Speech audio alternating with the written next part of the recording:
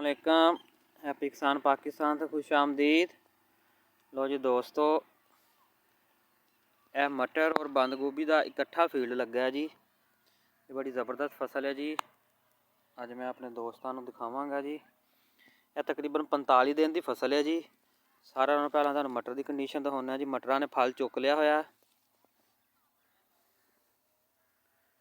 तकरीबन यह बंद गोभी की कंडीशन है जी।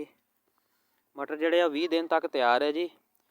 फार्मर ने इनू 20 दिन बाद मटर की चुनाई करके मटर नूं फारग कर देना और फिर बंद गोभी तकरीबन 1.5 माह हजे होर लेगी जी।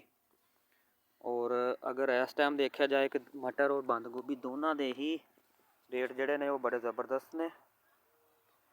और यानी कि ये दो फसलां इकट्ठियां लईयां जानियां जी। अगर रेट ठीक मिल जाए तो बड़ा ज़बरदस्त जुगाड़ है जी। डीजल और खादा वगैरह हर चीज़ महंगी होने दे नाल अगर मैनेज करके चलांगे तो फिर सिस्टम जोड़ा है वो चलेगा जी। जोड़े हालात चलते पे ने। मटर की भी शानदार फसल है जी।